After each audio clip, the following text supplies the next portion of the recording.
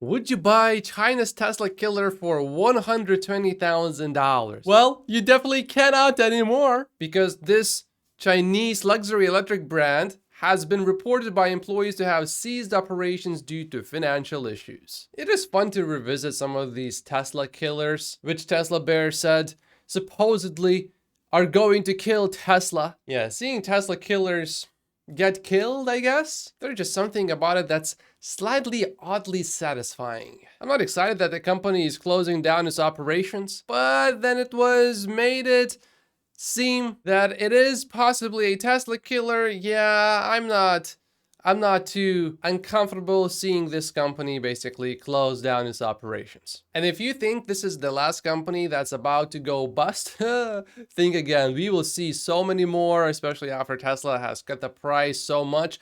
A lot of these companies are really feeling some major pressure. I have been having some lucid dreams of companies going bankrupt, which of course would have nothing to do with Lucid losing a crap ton of money. Tesla could soon set up shop in India, with the government close to finalizing a policy to extend concessional import duties on EVs exceeding $36,000 for 2 to 3 years. The reduced import duties are likely to be offered in lieu of bank guarantees by Tesla for a proposed investment to build an electric vehicle factory in India. We have been hearing so much about India, and yet nothing tangible really has happened yet. So I'm not really keeping my hopes high for Tesla doing business in India very soon. It's just rumors and nothing really concrete or tangible. This is not good news, but it's not really that bad. To give the current president a better chance of winning the 2024 election, the administration is considering relaxing its limits on tailpipe emissions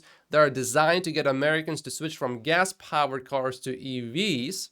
It was a concession to automakers and labor unions. Instead of essentially requiring automakers to rapidly ramp up sales of EVs over the next few years, the administration would give car manufacturers more time, with a sharp increase in sales not required until after 2030. The administration plans to publish the final rule by early spring. As long as they don't cut the subsidies to EVs, so the $7,500 EV tax credit, for example, if they just don't have these stricter rules for tailpipe emissions, I don't see this as bad news. Don't worry, I'm willing to compromise on my beliefs to get re-elected. And then Omar says, perfect, I won't be voting for you. Although I do wonder if he was actually going to vote for him in the first place. James says, this was predictable. Another shot against the ICE is dying narrative. Tesla needs to compete in the current market, and that means against ICE. And that means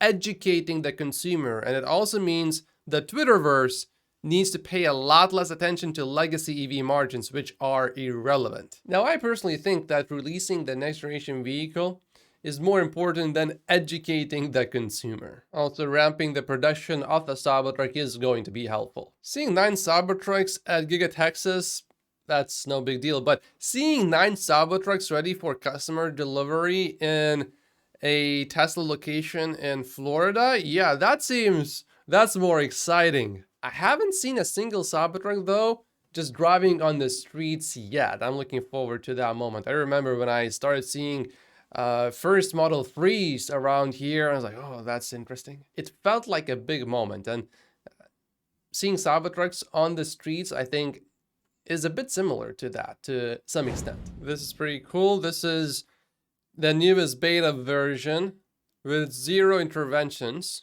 and it's a 40-minute drive. It does have some highway in it, but also there's quite a bit of city driving. There's more news about another Tesla killer.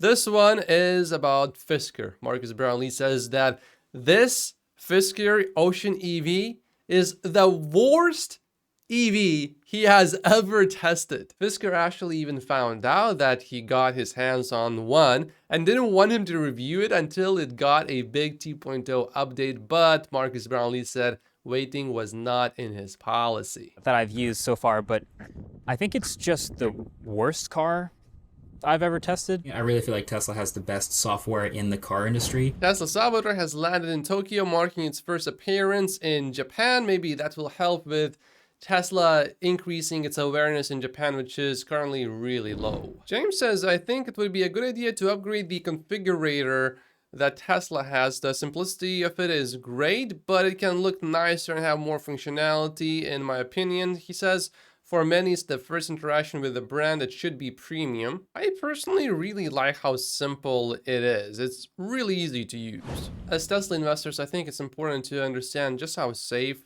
Tesla vehicles are. A full-size truck collided head-on with this Tesla Model Y while traveling at 50 miles per hour. The owner of the Tesla only suffered a broken ankle, while the other driver was airlifted to the hospital in life-threatening condition. Upon impact, the Model Y automatically called 911 and turned on the hazards. West, the Cybertruck lead engineer, said this: imagine a rich database of real-world crashes, velocity, and acceleration of every event.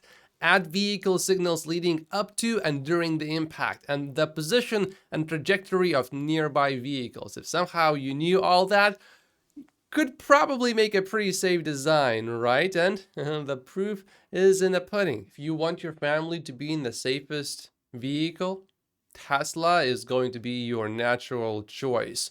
Tesla does have all of that data, and that's one reason why Teslas are so safe. Tesla's public policy and business development Vice President Rohan Patel said this: we are most happy to share these learnings with regulators and researchers to get maximum benefit for the public and not just Tesla owners. There's some speculation going on about why Andrej Karpathy left OpenAI just 2 days before this new video generation software was released, Sora, and it can produce pretty realistic AI videos. Anyway, it's a story that I want to follow. Now, interestingly, Elon Musk just commented Tesla has been able to do real-world video generation with accurate physics for about a year. It wasn't super interesting because all the training data came from the car, so it just looks like video from a Tesla, albeit with a dynamically generated, not remembered world. We have been short on training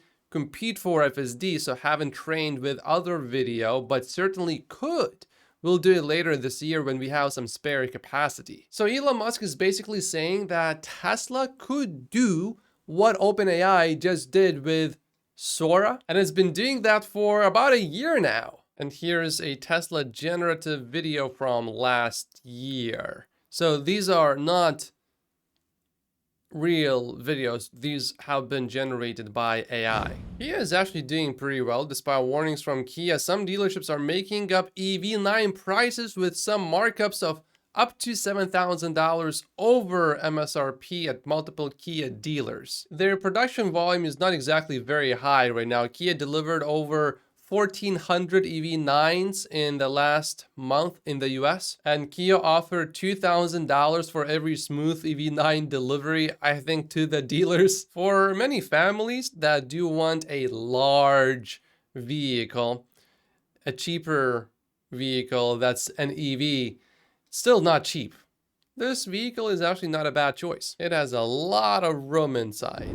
Acura has just revealed its final US pricing for their first all-electric SUV, the SDX, and the starting prices start at $64,500. You get 325 miles of range with that. Coming back to Fisker for a moment, NHTSA has opened a preliminary evaluation into allegations of unintended movement after drivers have attempted to park their vehicles. Pressing the brakes did not slow the vehicle. That sounds scary. But unless we see a large number of reports, I wouldn't take anyone's word as, yeah, that's actually what happened. I would like the investigation to be concluded first, because we have seen somewhat similar things about Teslas in China. And every single one of them has been debunked and proved to not be true. But having heard from Marcus Brownlee that it's probably the worst car he has ever tested, yeah, this certainly raises some questions. Here's one more reason why NIO's business model is a bit ridiculous. Did you know that NIO swapping stations are not open 24/7? For example, this particular one is open only from 9 a.m. to 7 p.m. Monday to Sunday. So what if you need to swap your battery at 8:30? You will be out of luck. Imagine if you had to go to a supercharger and it had to have employees there for you to be able to supercharge. This business model is just deeply flawed. Maybe in countries with really low labor costs, you can sort of get away with that, but especially in developed countries where labor is really expensive, that's just silly. And with charging speeds continuing to improve, in the long term, it's clear that battery swapping stations will not be needed. I just saw this, Elon Musk says, and now look what's happened with a sad emoji. Clearly, Elon is not exactly happy. He's referencing that time when the NVIDIA CEO, Jensen, donated the first DGX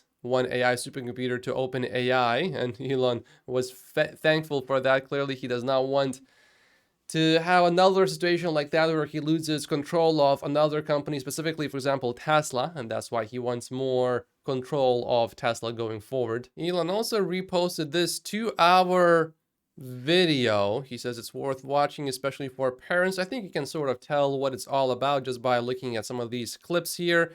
This already got 26.4 million views just from Elon reposting it, but I'm not seeing any backlash against it.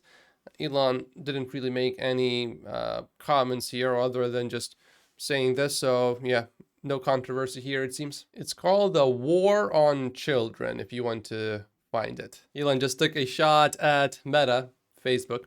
Election integrity at Meta is just the reward for censorship. Now, what's really interesting, there was this interview, and Nick Clegg from Meta says that they have 40,000 employees working on integrity and safety, but Meta, how many employees do they have? 67,000. So that's quite interesting. Some people are saying that this new OpenAI product, Sora, is not really that big of a breakthrough, because if you look, for example, at this deck and look at the people that is going to step on and look at what happens to them, they just disappear. So it's not a reality simulator, but some of these clips were pretty much indistinguishable from reality. And we know that Sam Altman wants to raise $7 trillion, so the world is going to get really interesting. Stephen Mark Ryan shared an opinion here with which I fully agree.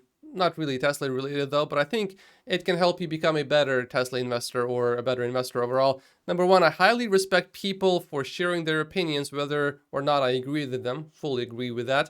Number two, I cannot respect people who discourage others from sharing their opinions. Also, I fully agree with that. Number three, I detest people who try to prevent others from sharing their opinions. Again, I fully agree with that. If someone does one and either two or three, any respect I may have had for their willingness to share their opinion is permanently revoked. And it seems like YouTube is now a bit more open to controversy or ideas that previously it would be very against. For example, Farzad posted this interview of Elon Musk and RFK Jr., I think in August, and YouTube basically took it down, and then Farzad fought it, and then eventually he was able to put it back up on YouTube, but it only got something like 300 views, which clearly showed YouTube basically shadow banned the video. But now he reposted this about 6 days ago, and it got 435,000 views roughly, showing that maybe YouTube is changing a little bit, which I really like, and I think we can attribute a lot of this change to Elon Musk and X. I personally would rather have a little bit less money, but live in a society that's more open to speaking freely. And that's why I don't mind Elon having bought Twitter, although that did cost us Tesla stock investors. I think speaking openly and freely eventually leads to better ideas, and I'm happy for Argentina finally having achieved a balanced budget in January for the first time in over a decade. That country experienced some extreme inflation, but looks like the president is managing the situation, and it appears that Argentina is heading in the right direction. 2 days ago, Elon posted this: the public still doesn't understand even a tiny fraction of the power of the censorship government industrial complex. As predicted, my companies and I came under relentless attack the moment the censorship of this platform was lifted? How far will they go to stop me? And Elon replied with, absolutely.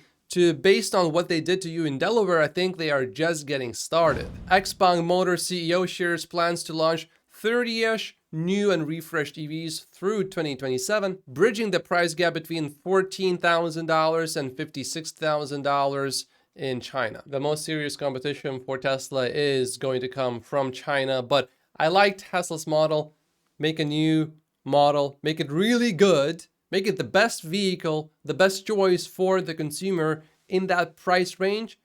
Do that and then move on to the next vehicle instead of having a bunch of mediocre options for people to choose from. Just a quick update on the live streams. I'm going to continue doing them, but I'm not sure if I'm going to do any this coming week. I have a few more responsibilities. So once these are taken care of, I should be back with more live streams. Like and subscribe if you haven't yet, and I will see you in tomorrow's episode. Thank you so much for watching.